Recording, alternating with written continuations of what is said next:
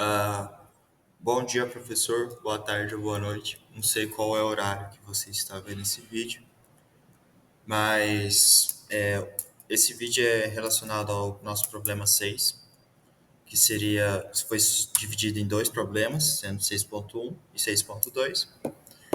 Nosso primeiro, que eu vou falar agora, é referente ao 6.1, que seria a análise e estudo de tráfego. Bom, o senhor nos pediu para separar três questões de cada e responder, né? Então, a minha primeira questão que eu separei foi a número 3. Quais os tipos de veículos têm impacto significativo ao calcular as cargas exigidas na superestrutura viária? Bom, esses veículos que têm o maior eixo ou maior P, PBT, né, seria o peso bruto total, temos algumas classes, né? Seria especificamente caminhões de médio porte ou grande porte, caminhões reboques e semi-reboques.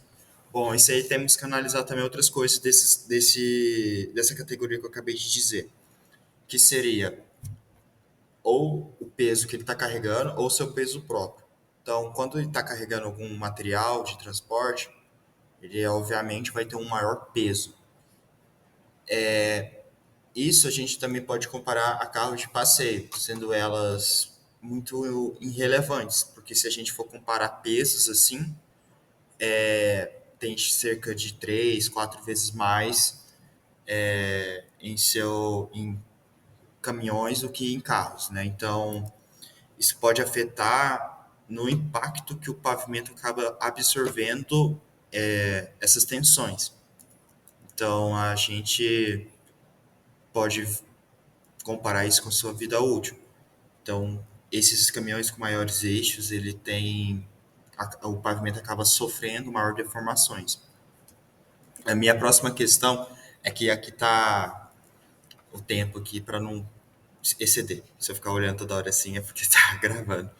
Bom, a número 5 que eu escolhi, o que é a lei de balança e como ela afeta a vida útil dos pavimentos. Bom, essa lei de balança refere-se a pequenas variações no peso de eixo que existem grandes diferenças de dano, como eu comentei anteriormente. Então, como posso te dizer? O pavimento ele é muito sensível, então ele afeta, tensões muito elevadas afetam esse pavimento que acabam deformando ou criando pequenas variações, né, de uniformidade em sua seção. Então, veículos mais pesados ou têm eixos mais elevados, por assim dizer, reduzem essa vida útil desse pavimento. Então, por isso, essas balanças têm a medição controlada, que seria em número de N. E, continuamente, a minha terceira pergunta que eu irei responder é a número 8. O que é um número N? Bom, o número N é o número de equivalência de operação, ou repetições, né? Então, um eixo padrão tem cerca de 8,2 toneladas. Então, esse N acaba sendo uma grandeza utilizada no dimensionamento de pavimentos flexíveis pelo método empírico. Então, para relacionar um tráfego com a necessidade estrutural. Bom, professor, dando sequência aqui, nosso problema 6.2, que é o dimensionamento empírico de pavimentos. A qual que eu escolhi foi a número 1. Qual é o pavimento qual é o objetivo do pavimento? Qual é o objetivo do dimensionamento de pavimentos? Bom, o objetivo em si é a definição de combinações entre espessura e material das camadas. Então, temos uns tópicos sendo reforço do subleito, subbase, base e revestimento. Esses quatro. Bom, de forma que a estrutura de suporte transmita e distribua as tensões pelo tráfego, causadas pelo tráfego, durante esse período de projeto. Então, acabou tendo o objetivo de evitar rupturas, deformações excessivas e o desgaste. E também isso pode também afetar a durabilidade e a economia. Bom, o segundo questão é a número 2. Quais fatores devem ser levados em consideração no dimensionamento dos pavimentos? Temos o estudo do tráfego, propriedades do subleito, materiais disponíveis no local, desde jazidas, os ensaios de laboratórios.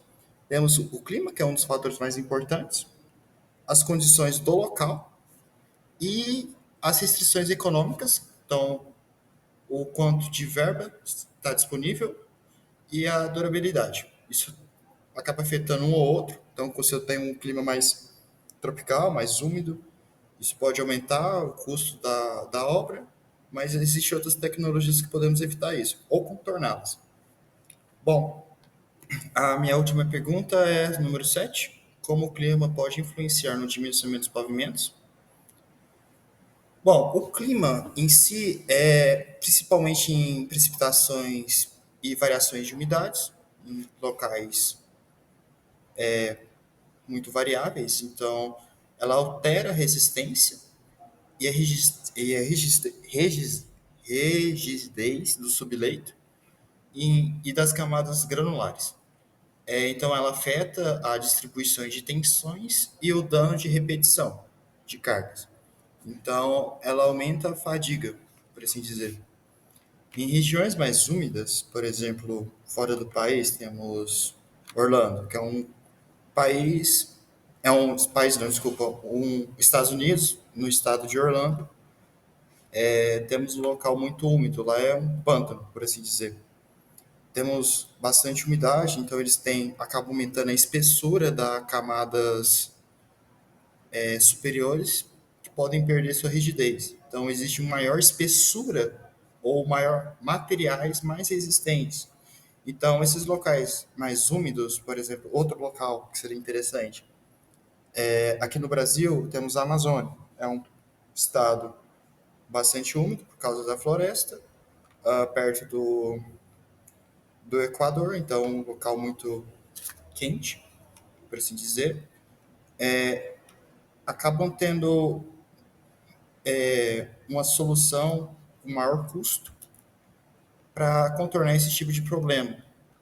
Então, existe uma maior espessura do pavimento e também a gente tem que levar em consideração o sistema de drenagem do local e do fator no local do fator de climagem ou o fator climático regional, né, que seria o FR, que devem ser considerados normalmente em locais do estado, em alguns estados é considerado um, mas nesses locais a gente tem que, ou em locais secos é menor, e em locais úmidos são maiores. Então, ao local que a gente for definir o pavimento, tem que ser considerado o clima para maior, maior, maior dano crítico, assim, maior aumenta a questão do orçamento. Muito obrigado por escutar até aqui.